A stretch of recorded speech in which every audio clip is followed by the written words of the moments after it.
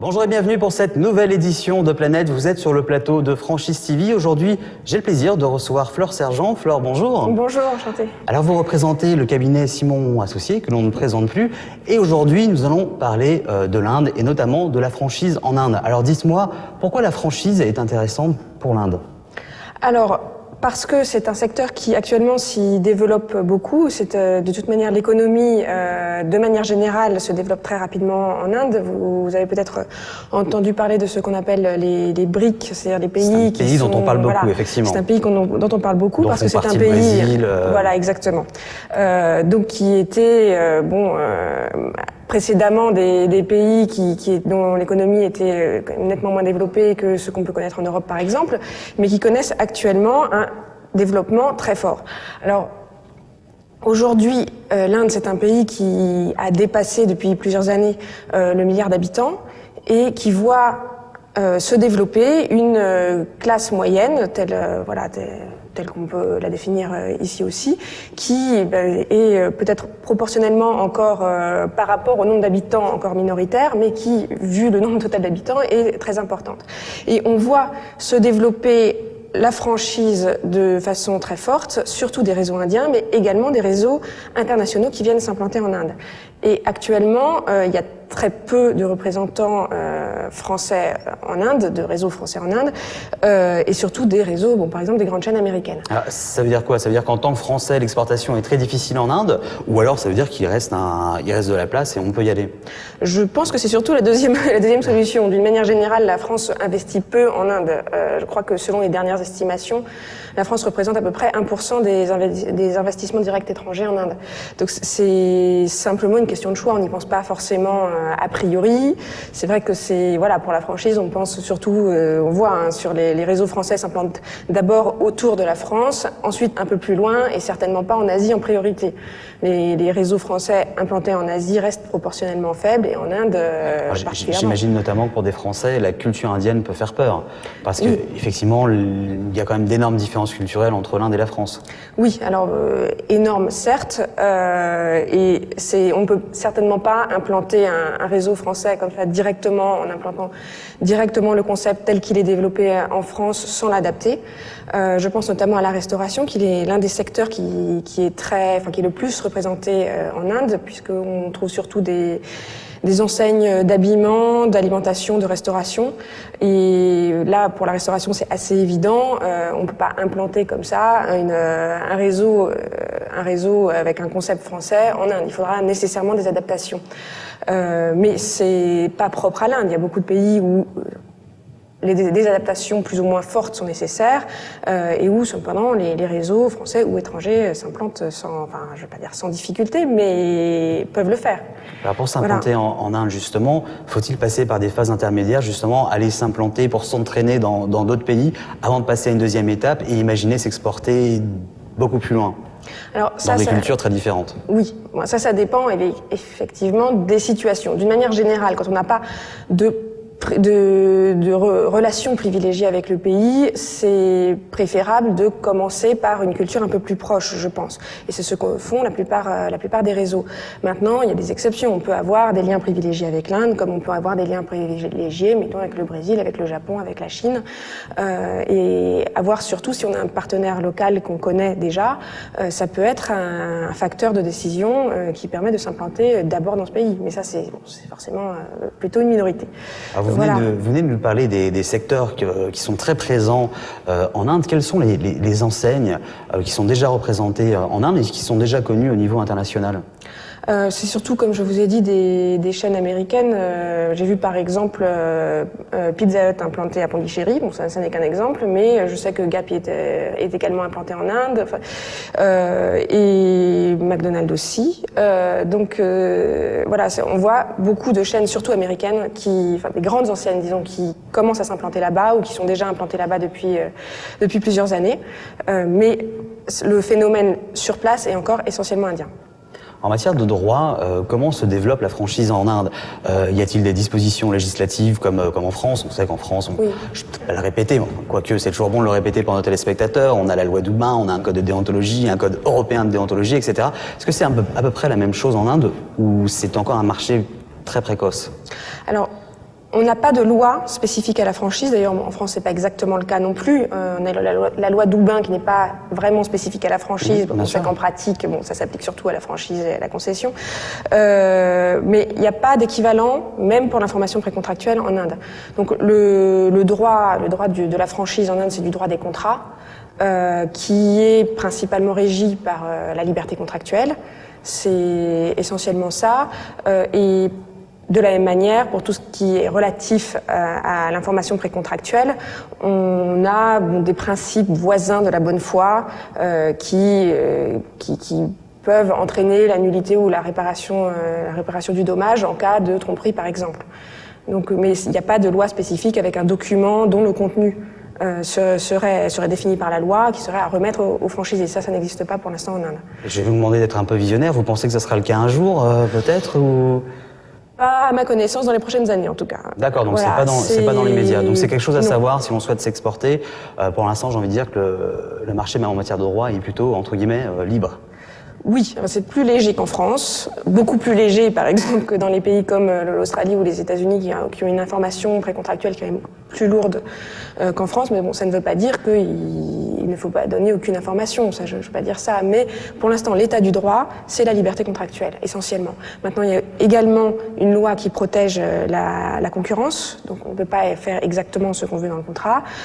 Par exemple, les notions de prise imposée, de partage du marché, on les retrouve en droit indien. Donc ça, il faut également y porter attention. Il y a quand même quelques limites, disons, à la liberté contractuelle, mais c'est quand même elle qui, dans l'ensemble, régit le droit de la franchise là-bas. Alors que conseillez-vous aux téléspectateurs qui nous regardent, qui se disent en Inde, ça peut être chouette, ou effectivement, j'ai des liens avec ce pays, etc. Est-ce que je passe par une master franchise directement, ou je peux tenter l'expérience par une succursale, développer 1 ou 2 points de vente en propre pour voir ce que ça donne? Alors, je pense que étant donné les spécificités culturelles qu'il y a en Inde et que tout le monde est conscient, il est préférable d'avoir toujours un partenaire local qui connaît bien le pays, de toute manière. Donc c'est pour ça que là, a priori, on privilégie plutôt la master franchise. On peut effectivement s'implanter en succursale, mais je pense que dans la majorité des cas, la master franchise est préférable. Maintenant, on peut penser aussi à une joint venture, qui peut être combiné avec une master franchise, et ça peut tout à fait fonctionner. Tout dépendra bien sûr de l'étude qui sera faite au préalable. Et on ne peut pas parler non plus, on ne peut pas donner une solution générale pour tout le pays, puisque c'est un pays qui est grand, qui contient de nombreux habitants, c'est un État fédéral comme les États-Unis par exemple. Donc là j'ai parlé du droit de façon très générale, mais en fait chaque État a ses propres lois, et notamment pour l'implantation des entreprises, ça n'est pas la même difficulté partout. Et ni les mêmes adaptations partout. On trouve quand même une culture assez différente, par exemple, dans le nord et dans le sud. Il y a pas mal de différences. Et des différences qui sont quand même importantes. Donc je ne pense même pas que le concept, ça dépend du concept bien sûr, mais puisse être implanté de la même manière, par exemple à Delhi, ou à Madras, mettons, enfin par exemple, ça n'est qu'un exemple. Donc à chaque fois en fait qu'on songera à une implantation en Inde, il faudra étudier spécifiquement la question, pas à l'échelle de l'Inde en entier, mais vraiment sur l'endroit où on veut s'implanter. L'état de l'économie n'est pas le même partout, ni les prix de l'immobilier. Les prix de l'immobilier à Bombay, par exemple, ont explosé ces dernières années. Donc il y a beaucoup de facteurs à prendre en considération, et on ne peut pas considérer ça de façon totalement globale. C'est vraiment, il y a beaucoup de spécificités, État par État et même ville par ville. Alors c'est un point effectivement important à mettre en relief pour nos téléspectateurs. Quels sont les autres points à surveiller? On a déjà parlé de la différence culturelle, ce point particulier. Y a-t-il des autres pièges à surveiller dans lesquels il ne faut pas tomber si l'on souhaite effectivement investir le marché indien en tant que franchiseur?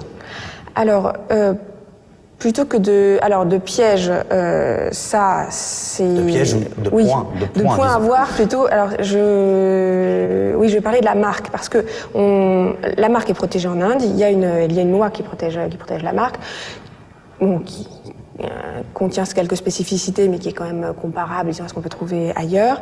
La marque indienne doit être enregistrée auprès de l'office indien. On ne peut pas passer par la voie internationale. D'accord. Voilà. En revanche, il y a effectivement une protection des droits de propriété intellectuelle. Ça, on n'y pense pas toujours, mais quelquefois une crainte qu'on peut remarquer, c'est que les éléments de propriété intellectuelle puissent être appropriés. Mais il y a quand même une protection.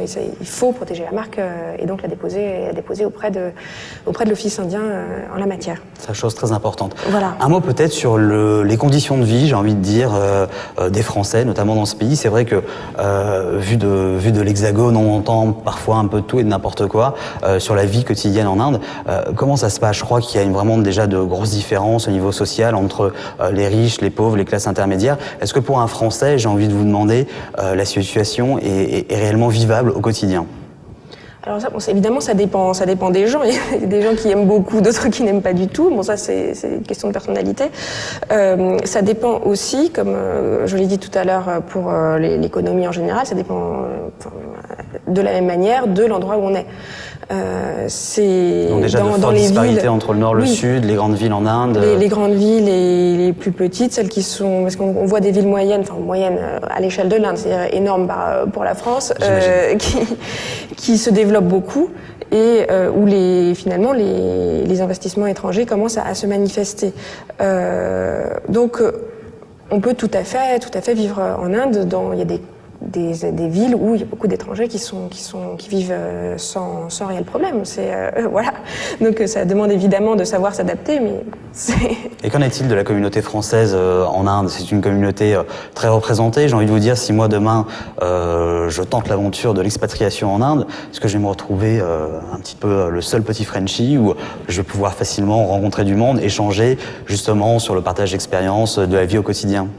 Alors, si vous allez par exemple à Delhi ou à Bombay, vous trouverez forcément une communauté déjà implantée, une communauté française déjà implantée. Proportionnellement à la population et même proportionnellement aux étrangers qui sont implantés en Inde, sera faible, mais elle existe. Alors, dernier petit conseil pour les téléspectateurs qui nous regardent encore, quels sont les derniers conseils que vous leur donnez par rapport à une future implantation potentielle en Inde? Alors, c'est surtout, je recommande de bien étudier au préalable le marché, évidemment. Ensuite, si possible, d'apporter particulièrement de soins dans la recherche d'un partenaire local, ce qui sera très important parce que déjà l'Inde c'est loin. J'imagine, pour trouver ce partenaire local, il faut le rencontrer une deuxième fois, bien s'entendre, avoir une sorte de feeling, j'imagine. C'est pas le premier qu'on rencontre. C'est pas propre à l'Inde, c'est dans tous les pays. Mais là, l'Inde c'est loin et c'est une culture qui est quand même très spécifique et dont on n'imagine pas forcément a priori toutes les subtilités. Voilà. Et donc déjà ça c'est un premier conseil. Ensuite, de ne jamais perdre à l'esprit que c'est un pays qui ne recouvre pas une seule culture, mais une culture multiple et des habitudes, des langues multiples aussi. Même si on peut dans le milieu des affaires parler anglais dans la plupart des pays, on ne peut pas parler d'une langue comme l'indien. Ça n'existe pas l'indien. Il y a plusieurs langues. Donc il faut parler un anglais courant déjà. Ça va les aider. Voilà, c'est mieux un anglais courant. Ça c'est beaucoup mieux parce que le français est quand même assez peu parlé, sauf à Pondichéry, mais qui est un ancien comptoir français. Mais même là, ça devient minoritaire. Donc un anglais courant, ne jamais sous-estimer les diversités culturelles qui existent en Inde. Et économique également.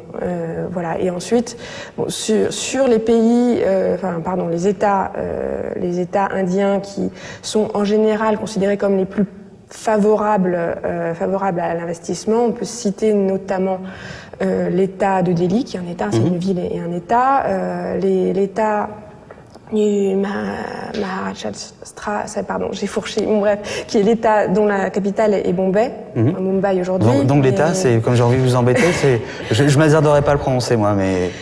Maharashtra, je m'excuse pour les personnes qui... Non mais c'est très bien. Voilà, qui prononcerait mieux que moi. Et également l'État de Goa. Et puis le Gujarat. Voilà, ça c'est bon. En général, c'est les États qu'on cite comme les États les plus favorables à l'implantation d'entreprises.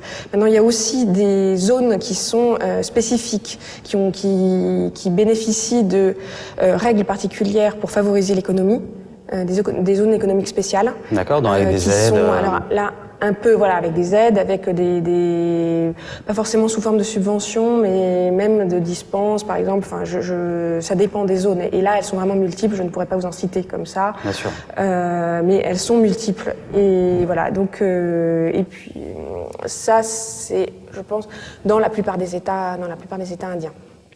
Eh bien, ce sera le mot de la fin. Flore, merci beaucoup d'avoir répondu à toutes ces questions. Questions passionnantes sur un pays tout aussi passionnant. En tout cas, on vous remercie beaucoup, Flore Sergent, du cabinet Simon Associés, d'avoir répondu présent à notre invitation.